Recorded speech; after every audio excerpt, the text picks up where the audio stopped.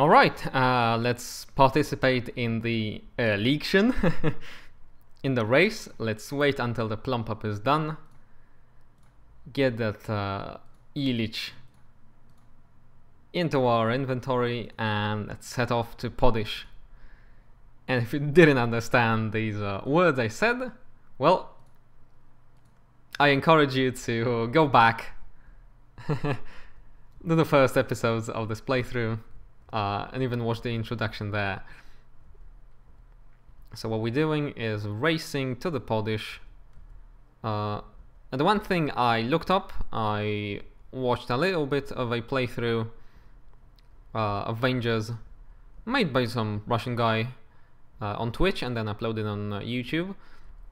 And from that I know that the ELR 1 of 3 means that I'm in the first place of 3 races in the race.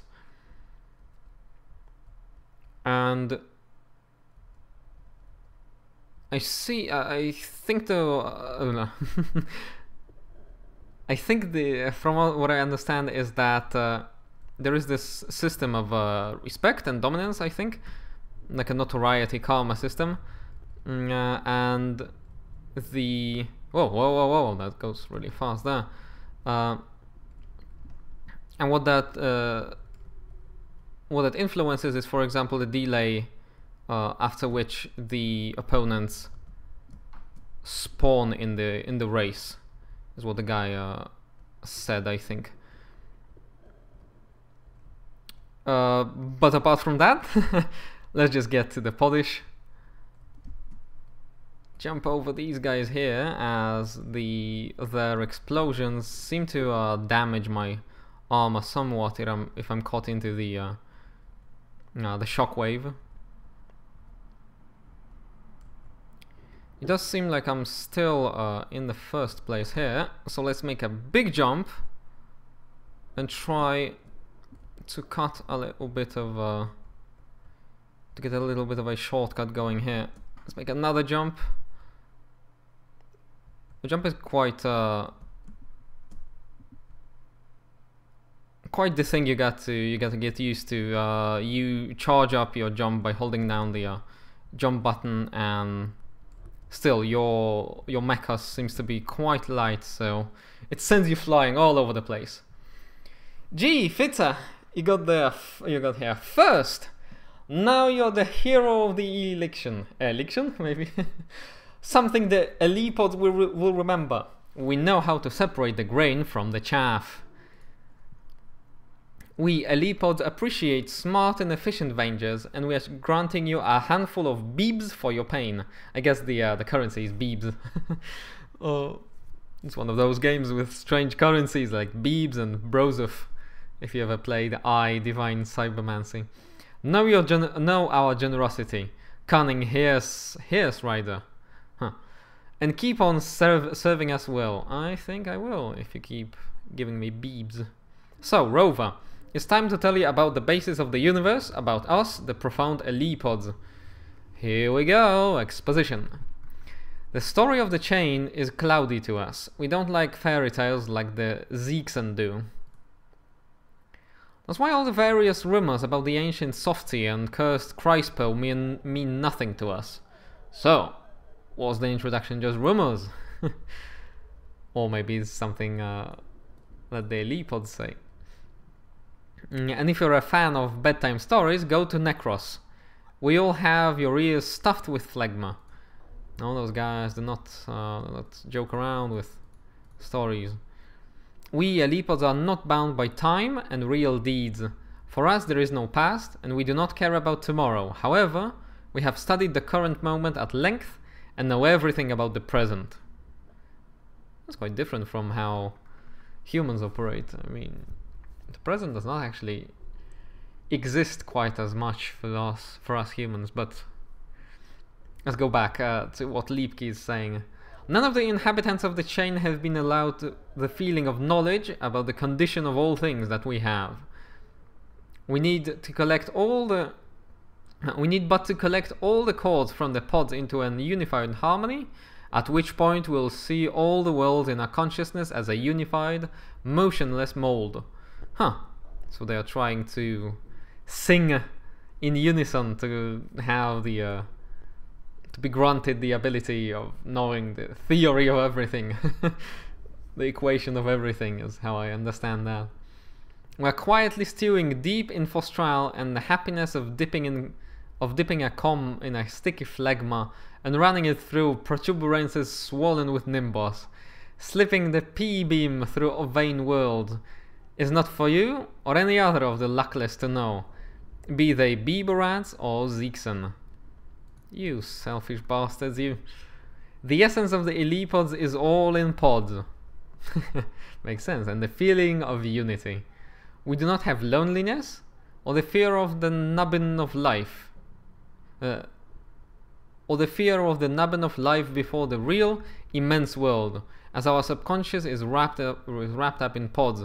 They are actually the comfiest things in existence. I love them.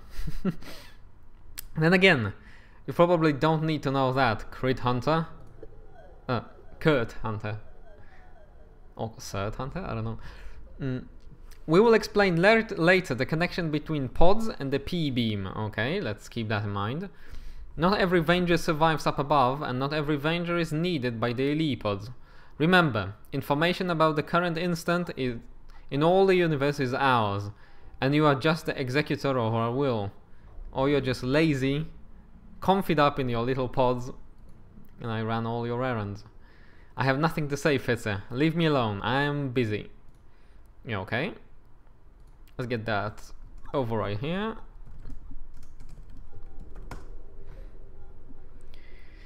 So, we won the race.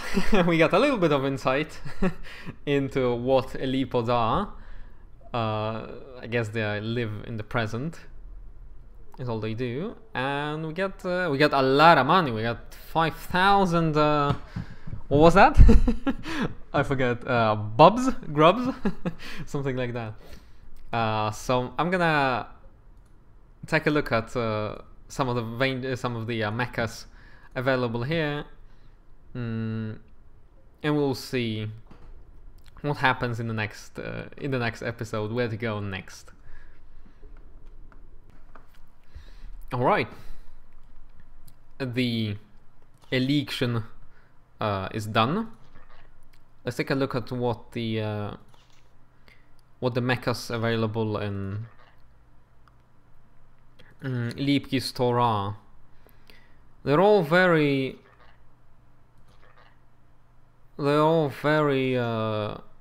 expensive, and they look quirky. I love it. This is like something a teenager would draw in his math book or something, and I say that with all the love. I don't say that to discourage or like discredit the authors there. There's quite awesome little design there. Okay, what is that?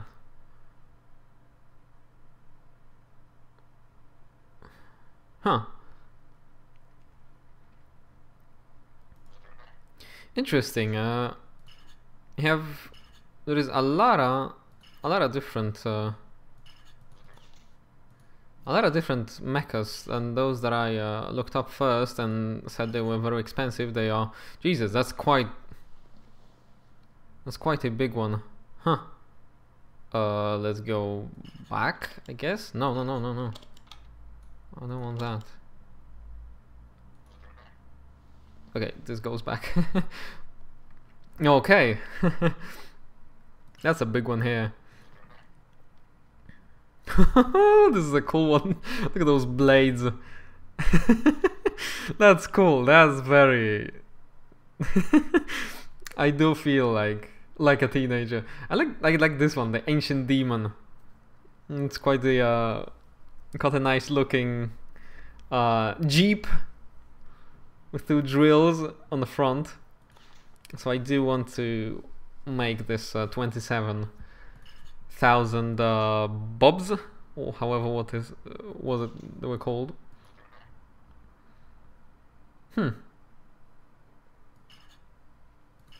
Interesting. Some of them look like buggies. Smoke That means dragon in Russian and other Slavonic languages. Very cool. Well, we don't have enough money to buy anything here. So let's see, maybe we have any new Lipki does not seem to be interested in telling us anything, but I don't remember that we wanted to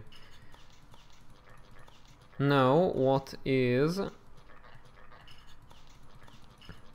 not the S cave, but the bunch.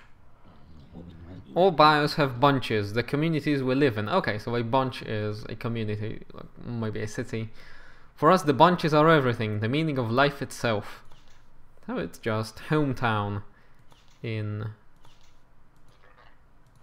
their language. I have a feeling the incubator is gonna give us a new direction. So I'm gonna grab some Nimbus and go back to the incubator. Right, seems like I got some luck. I don't know what that influence is. But then again, I think it's no use pointing out all the things that I don't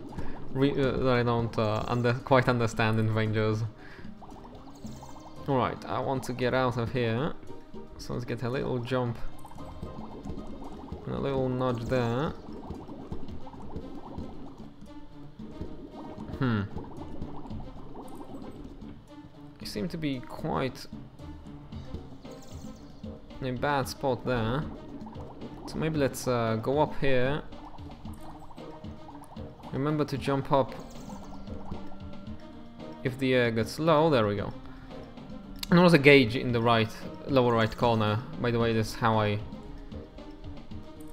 was able to tell how much air I have left. Okay. So I guess this is like a this is quite a open world kind of thing here. But I have a hunch that the incubator is gonna be more helpful to us than Lipki was. He's gonna tell us what to do next. I do also seem to remember there was like an entrance to another world, maybe a new world, on the compass there. Let's take a look. And now I have my armor is low. I guess due to that Vanger who just slammed us with his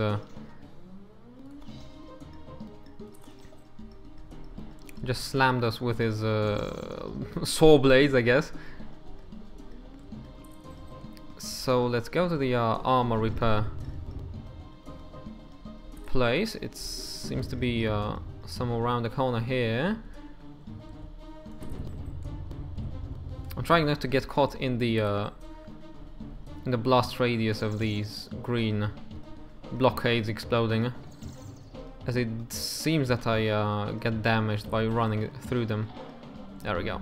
Mechos is now repaired, and we get another plump up. So we're gonna be just in time for that. Maybe let's try get another race done. Huh. If I read that correctly, I need to win another Eleection. So let's get on that. That should do. Very nice. Quite proud of myself there. But it does seem I'm taking quite a while to get back into the incubator, but this is a familiar place familiar looking place to me now, so with that little jump here, I should be able to make it in time. There we go.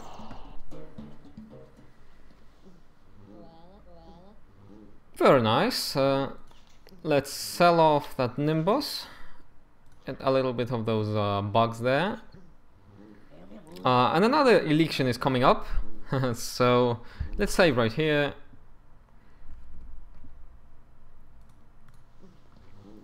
And let's get racing again. Alright, hurry up, Chariot here. Let's get that E-Leech into our inventory. And let's try and do the same thing we did previously. So let's get that polish on the compass. And try and make our way back to it. I do actually have to remap my controls a little bit as I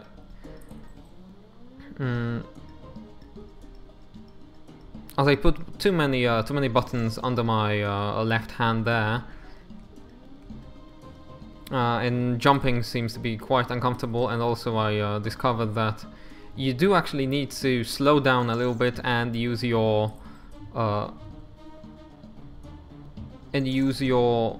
handbrake quite a bit if you want to make tight turns or 180 handbrake turns there. And there's gonna be a ditch here, which I'm gonna try to move over like this. And now I now know that I have to avoid these red passages there. It seems like I have my enemies on my 6 right now, so without further ado, let's speed up a little bit here. I did not feel quite confident in scaling that ditch with a jump there, but now I seem to be seem to have fallen to the 2nd place. So let's just try and seize these little hills there. That's quite bad. I seem to be in a very bad spot there. Oh shit. So the 2nd, now I'm in a 2nd place, and I don't think I can regain any of that, so let's just try and get into Polish in the 3rd place now. So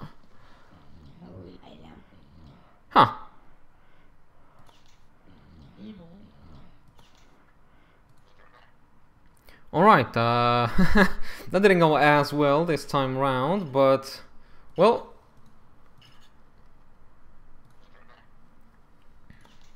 I think we're gonna go back to the incubator. Or maybe partake in another one? Not quite sure. I do make quite a lot of money now, so I guess this all a part of it all goes to a good cause of buying a better Macos. I want something that will be maybe not as I know, I would like something faster and preferably something that will kill enemies actually, because right now I do not seem to have enough firepower to do much. Let's try to dig ourselves out of this ditch here. And let's go. Okay, so I'm gonna go back to the incubator now. Try to jump over this and fail.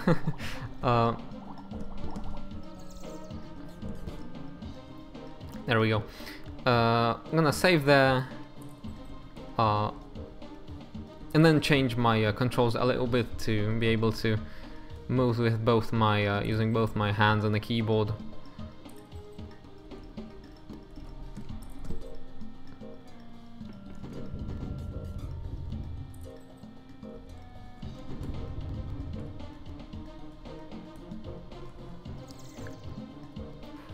Right.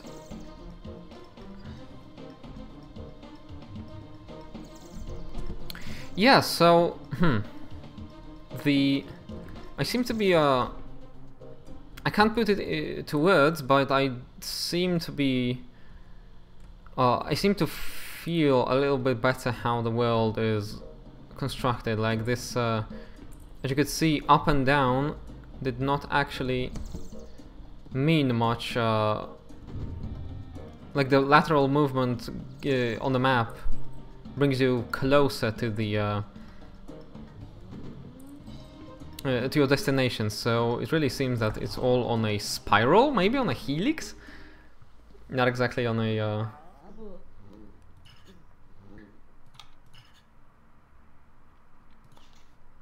set path. So let's save here, and I'm gonna skip, and the next episode is gonna be another race.